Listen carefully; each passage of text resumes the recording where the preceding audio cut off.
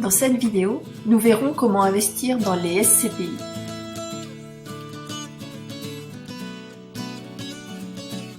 L'acronyme SCPI veut dire Société Civile de Placement Immobilier.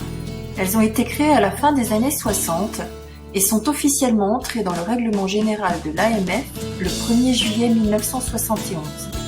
AMF, ça veut dire Autorité des marchés financiers. Leur vocation est l'acquisition et la gestion d'un patrimoine immobilier locatif dans l'objectif d'en dégager un rendement. Elles ne peuvent en aucun cas construire un bien immobilier, mais peuvent réaliser des travaux d'aménagement ou procéder à l'achat de biens d'équipement. Elles peuvent également procéder à la revente de certains immeubles. L'AMF préconise une durée de détention de 8 ans pour les SCPI. Elle considère donc que les SCPI sont des supports de placement à long terme. Au 31 décembre 2019, il existait 201 SCPI détenues par 36 sociétés de gestion.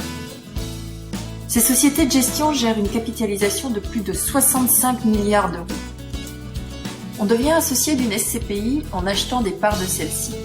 Ces parts, vous pouvez les acheter auprès de votre banquier, auprès d'un agent d'assurance ou d'un conseiller en gestion de patrimoine.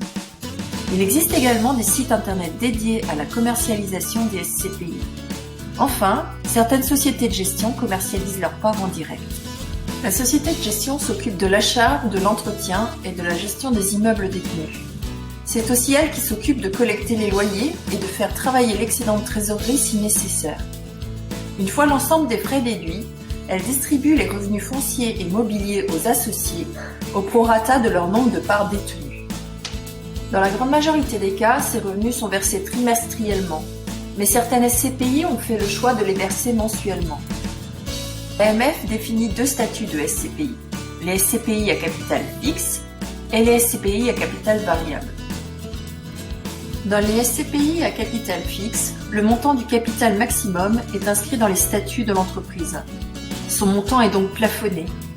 Ces SCPI procèdent à des augmentations régulières du capital jusqu'à atteindre le plafond fixé par les statuts.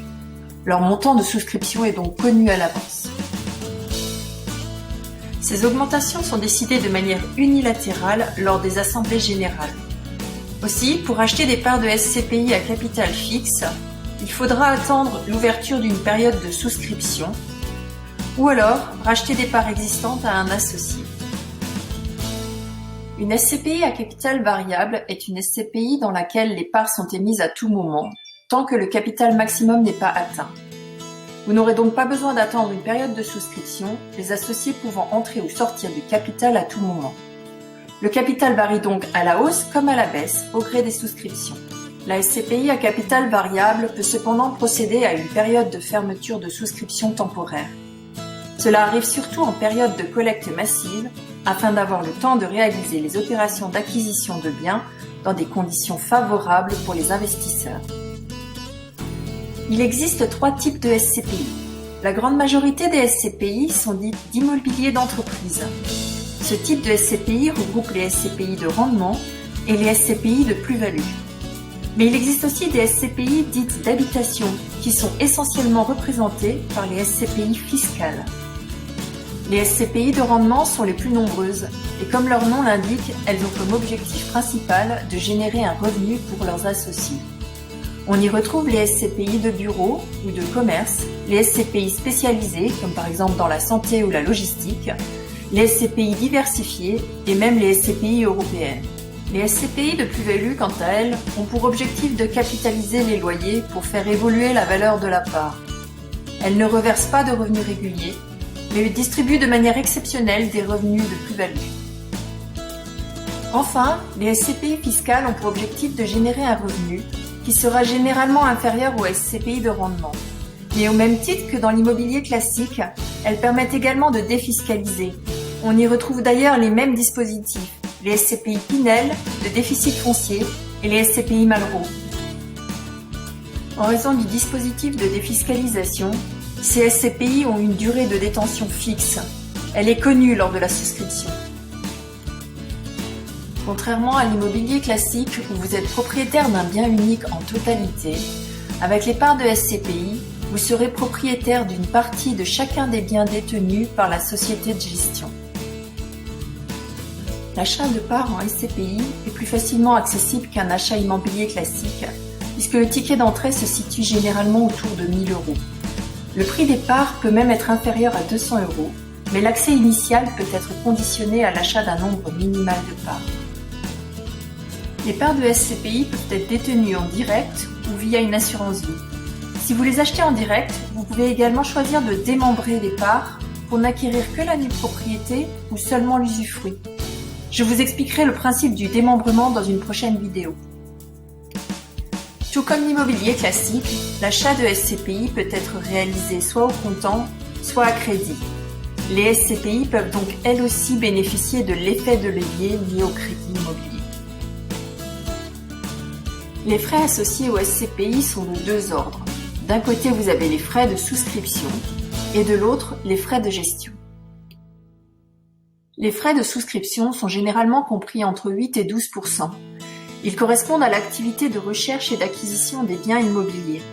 Ces frais sont très similaires à l'immobilier locatif réalisé en direct, puisqu'on y retrouve les frais de notaire de 8% et les commissions d'un professionnel compris entre 4 et 5%. Les frais de gestion, quant à eux, se situent généralement entre 10 à 12%. Ces frais sont directement prélevés sur les loyers encaissés par la société de gestion. Ils peuvent être comparés aux frais de gestion des agences dans l'immobilier locatif direct. Ces frais sont mentionnés sur les documents d'information qui vous seront remis lors de la souscription. La réglementation impose aux SCPI un certain niveau de transparence. Elles sont donc dans l'obligation de fournir des informations précises et régulières. Ces informations, vous pouvez les retrouver dans 5 types de documents. Le premier d'entre eux est le DIC, document d'information clé.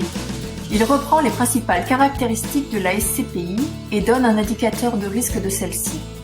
Le DIC est obligatoire depuis le 1er janvier 2018. Le second document sont les statuts. Il fixe les caractéristiques de la SCPI telles que sa dénomination, son siège social ou encore son capital. Il décrit également ses modalités de fonctionnement. Le troisième document est la note d'information.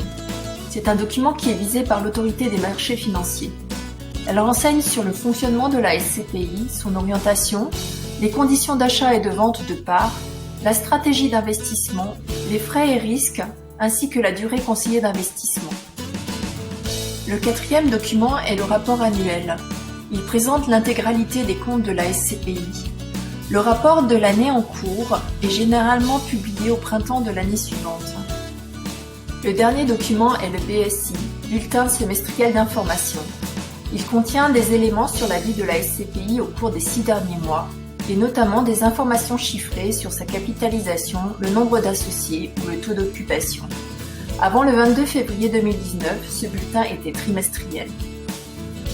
Les 3 principaux indicateurs pouvant vous aider dans la sélection de vos SCPI sont le TRI, taux de retour sur investissement, qui combine le rendement et la revalorisation des parts, le RAM, report à nouveau, qui sont les réserves de trésorerie pour aider la SCPI à faire face en cas de coup dur, et le TOF, taux d'occupation financier, qui est la proportion des loyers perçus par rapport à la capacité financière globale de la SCPI. Vous connaissez désormais les grandes lignes de l'investissement en SCPI.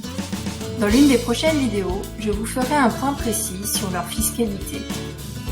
Si cette vidéo vous a plu et que vous souhaitez en savoir plus, n'hésitez pas à me liker ou à laisser un commentaire, je me ferai un plaisir de vous répondre. Vous pouvez retrouver mon indépendance financière sur YouTube, mais également sur Instagram. Et pour être sûr de ne manquer aucune nouvelle vidéo, pensez à vous abonner et à activer les notifications. À très bientôt, je l'espère.